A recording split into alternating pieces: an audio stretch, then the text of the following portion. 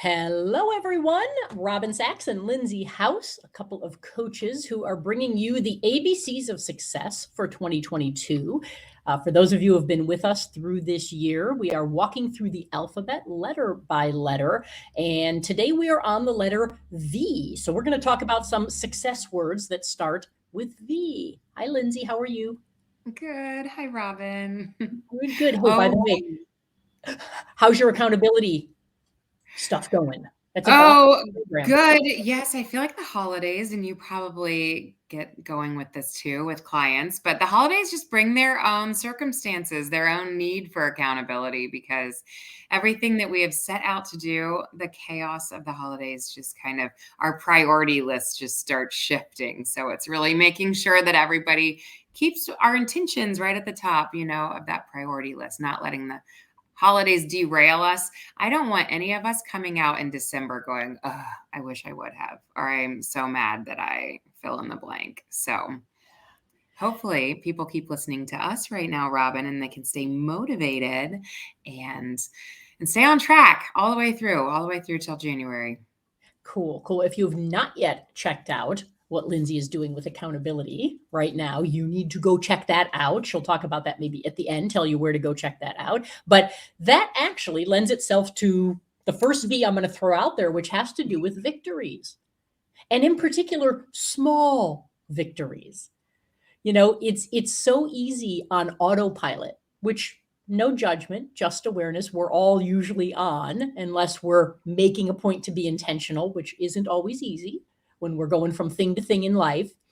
But we too often get stuck on what's going wrong, what I'm not doing, what I should be doing. And when you start to do little tiny things consistently and celebrate those little wins, celebrate the small victories, those little things add up. And until you do it that way, you don't see that. You don't realize how powerful those little tiny victories that you have every single day work for you. Right. What are your thoughts on small victories? Oh my goodness. All of my thoughts. I feel like the small victories it's the big picture. It's all of it. Unless we start acknowledging our small victories, we just have this enormous giant journey in front of us that we never have any fun along that path, along that way. And that end point that we're all fighting so hard to hit, whether that's like a weight goal or whether it's a business goal, it's never what we think it's going to feel like. So it's so important to enjoy the whole journey from now, exactly where you are, all the way as you fight through it. And so when Robin and I started thinking through victories, I just think, how are you going to measure your victories? I think some of us are kind of good about being like champagne moment or coffee moment. Like, let's celebrate for a second. And I think some of us really, really struggle with that we think we're being like too rah or too like almost kindergarten preschool teacher, like give yourself a pat on the back. Good job. I don't know. We can, we can view it wrong where we're not saying that. We're not saying that you have to like, I don't know. Where does your head go with that? Like, do you get what I'm trying to show? Like the people who really struggle to give themselves victories, what would you say to them? And it's funny because I'm going to pull in another V here. And because I think that they're interconnected, is validation. Yeah. I think that sometimes, to your point, and tell me if I don't know if this is off base or right on point with what you're saying, Lindsay, but when I think of validation, it's interesting how sometimes we're always waiting for people outside of us to validate us and say, good job, way to go, I'm proud of you. And we spend a lot of time waiting for that. And what you need to know is you're allowed to self-validate at any time. Yes. You're allowed to go, look what I did. I'm actually pretty proud of myself. Look what I did. Nice job. And we're, like you said, I think we're almost, I don't even know if it's afraid to, or we just don't trust ourselves. We don't believe it if it comes from ourselves because we're not yet confident enough with ourselves to go, no, if I say I'm proud of me, I believe that because it's true. I'm not lying to myself or just trying to make me feel better. I'm not playing games. I mean it. And so I think in order to see those victories, you do have to do some self-validation and Yeah. remind yourself it's okay to be your own cheerleader. As a matter of fact, it's imperative that you are your own cheerleader sometimes. Amen. And Yes. that's why, when we don't believe it internally, which is why even when it comes from external sources, somebody says, "You're really good at that." What do we usually do? "Oh, nah, it's not really that big a deal. I'm not that good." That's how little we believe in ourselves sometimes. When somebody outside of you validates you and says, "You're really good at this," you need to stop, take a breath, look them in the eye and say, "Thank you," and shut it from there. Shut the trap at that point, because if you're not doing that, what you're doing is telling them they're wrong, first of all, which is not a nice thing to do to people. Right? And two, so don't be that person. And Yeah. two, if other people are seeing something in you, they're validating you. The only roadblock is you're choosing not to validate yourself because you don't believe it. So self validate, be your own cheerleader. Every time you hit one of those small victories, make that a habit. It will change your life forever. Yes, I'm gonna say something you just said and just spin it a little bit differently because I think what's so interesting about this, and as I sit back and listen to you, is there's an irony behind this validation piece, is that we hesitate to self-validate and we want external validation, but when we get external validation, we either don't believe it or accept it.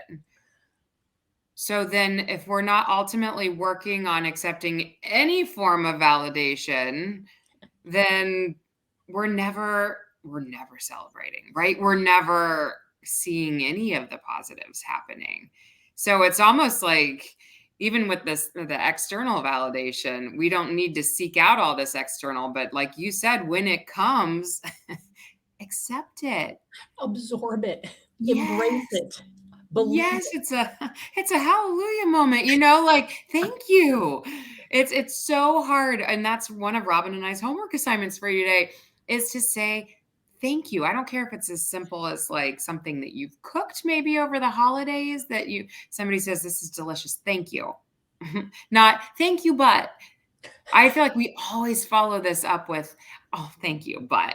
I mean, "You've lost so much weight. Robin, you look amazing. Thank you, but I still have so Right. much more." Like there's always that layered in but behind it. Right. And you're talking about my weight again, aren't you? Stop. Right? Like, and again, brilliantly put, Lindsay. And that's the thing. We don't give ourselves a chance to get it right. Yeah, We don't give ourselves a chance to just go, "Yeah, that did go well." We yeah, don't give ourselves, we take a second and then there's almost this need to say, but it still sucks, but I'm not there yet." Right? But yeah, it's not as good as it used to be. Oh my goodness, cut yourself some slack. Give yourself a break because think about it. I always like to say, okay, think about when other people do that. How does that make them sound and look? And how do you feel when other people do that? right, right. Well, that's what's happening outside of you when you do that. And so again, this isn't about good or bad, right or wrong.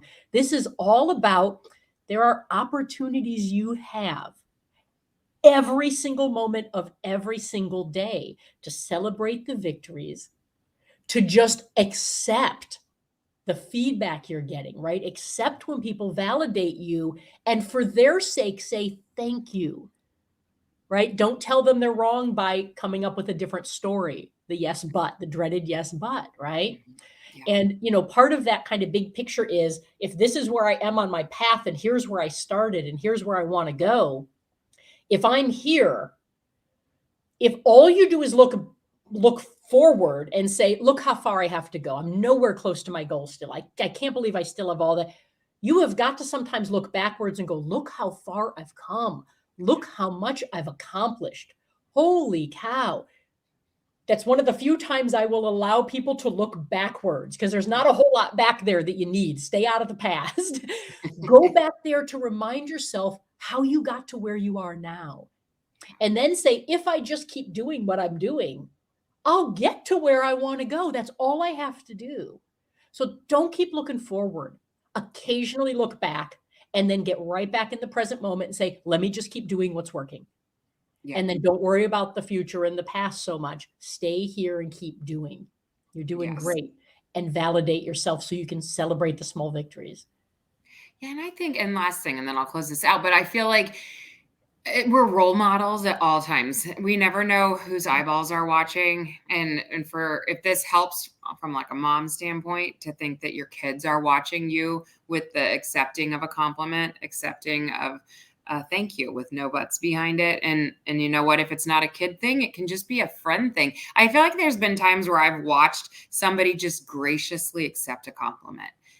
And I think because it's so rare, it stands out. And I think, wow, good job. Well done. That was so nice to just watch somebody say thank you instead of try to like belittle themselves behind it and why it was kind of easy or whatever. So just remember, you're always role modeling. There are always eyeballs on us. We always have that opportunity to affect somebody else in a positive way. So Love that. And from a confidence standpoint, one of the yes. greatest things you can do is stop talking.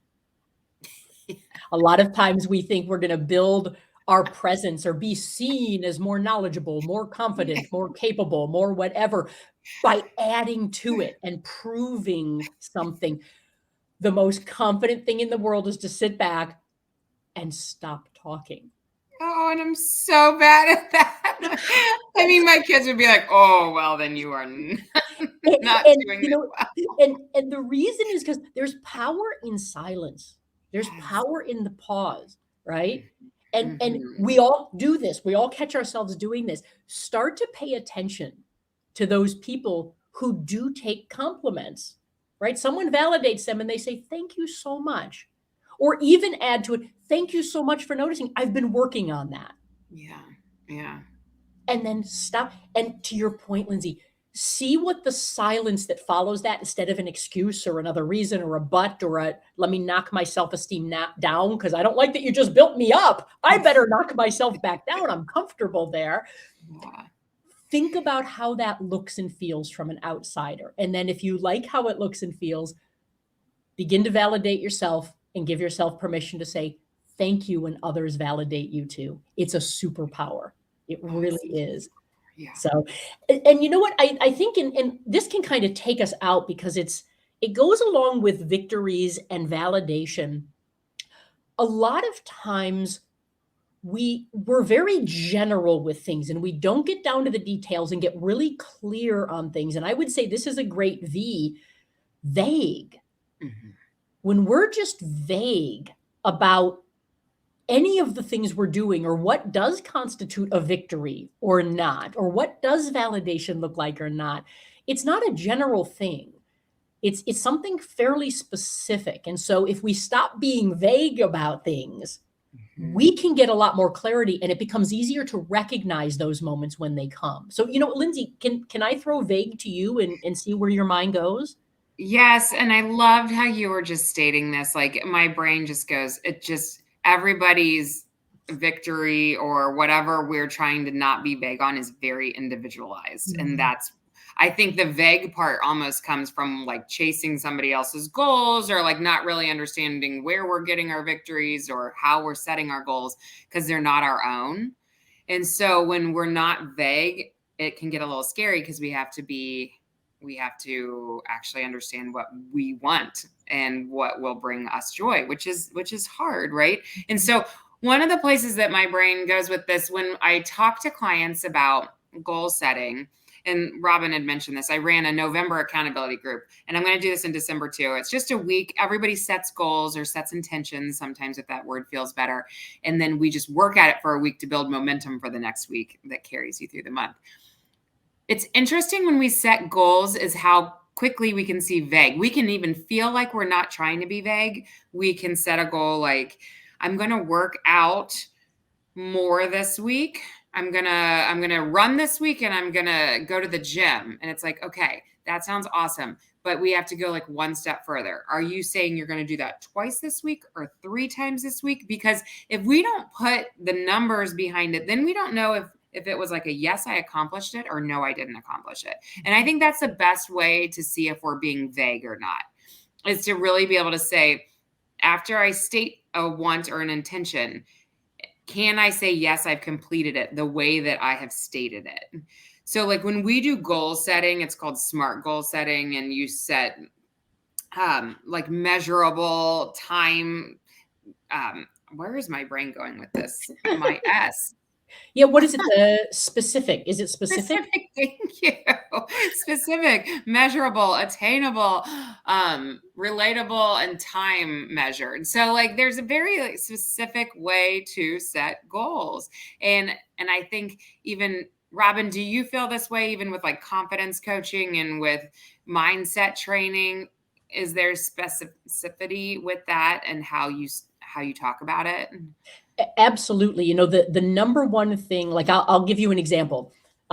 Let's say I'm working with someone from a public speaking standpoint, because I do a lot of that with confidence. Hey, I'm in a new role. Now I'm leading a team for the first time, right? Now I'm speaking to executive level for the first time, or I'm presenting more. And the higher up you go in any kind of situation or organization, the less it is about your knowledge, the more it is about your communication skills and your people skills. And so because a lot of people are comfortable with their knowledge, but not so comfortable with their communication or people skills until they need them, and now they're thrown in the fire, what tends to happen is confidence goes down and stress goes up.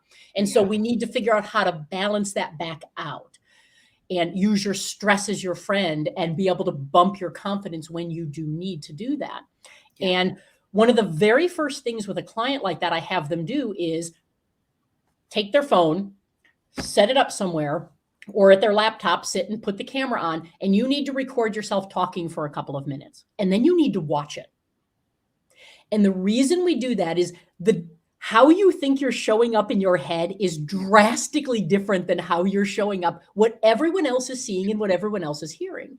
Yeah. And it goes both ways. Sometimes you're going, oh my goodness, that was a train wreck. And you watch it and you go, oh, in my head, it was a train wreck. Out of my head, it actually was okay. It didn't look so bad. Mm-hmm. That's powerful to know. The other also applies where you look at it and go, I didn't even know I was doing that. Why do I say every other word? Why is my hand doing this and it doesn't stop, right? What am I doing with my face? Why am I moving constantly? The idea with both of those sides is awareness. If you are not aware, you cannot change anything. And so awareness is the number one thing to changing anything. If I don't know I'm doing something, I can't change it. And if I am doing something, I need to know specifically what is it I'm doing and why do I want to change it? If I change it, what's the impact of it? Yeah. And so that's an example of how I use that specificity, which is a really hard word to say.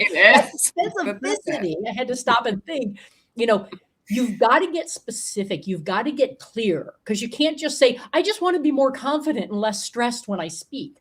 All right, well, that doesn't tell you anything. So how do you do that? What do you practice?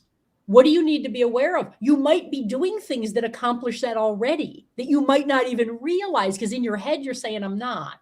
So that awareness is key to be able to get specific and get clear, because the moment you're specific and clear, you can change anything. When you have awareness, you're at a powerful place. You are. I picture this with everything. I just want to be a healthy eater. Does that mean that you eat 5 fruits and vegetables every day and then that counts as being a healthy eater? Does it mean that you don't eat out more than twice a week? That's what we're talking about as far as vague. I just want to be a worker outer. Does that mean you need to be training for a marathon, or does that mean that you need to put on your tennis shoes and go for a walk every day? Like everybody's definition of what they have in their head as these labeled items. I just want to be more confident. All of that falls into, you have to name it, be specific. What does that look like for you? You've got to name it. So I hate to do this. Mm-hmm. This is my fault today. Robin and I are wrapping up a little early because of my silly car. We're going to practice the stop talking thing today. Yes, I'm struggling. I know. Oh, you can find Robin over on LinkedIn. in or at her website at robinjsachs.com. I see you all the time on LinkedIn and I love it. I feel like I steal a lot of your posts because I'm always like, oh yeah, like it. Yes. You can find me, Direction Not Perfection, my podcast on iTunes or anywhere that you listen to your podcasts, or over at healthaccountabilitycoach.com. Have an amazing Thanksgiving. And then I believe, Robin, we're back in December together. Yes, and we're going to be finishing out the alphabet. Just a few more to go. So we will look forward to seeing you then. Yes, sounds good. Thank you. Thank you. Thanks. Bye-bye. Bye, Lindsay. Bye, Robin.